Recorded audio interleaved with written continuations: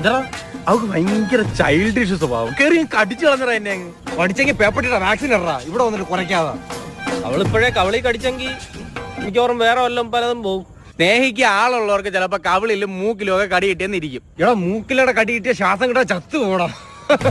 അത് പൊളിച്ച്. അതുമല്ല വിനായക, അവക്കൊരു പഴയ കാലം ഉണ്ടായിരുന്നു. എല്ലാവർക്കും പഴയ കാലം ഉണ്ട്, അതേപോലെ തന്നെ അവക്കും ഉണ്ട്. നിങ്ങൾ രണ്ടും നോക്കുന്നതിന് മുന്നേ അവക്ക് വേറൊരു റിലേഷൻ ഉണ്ടായിരുന്നു.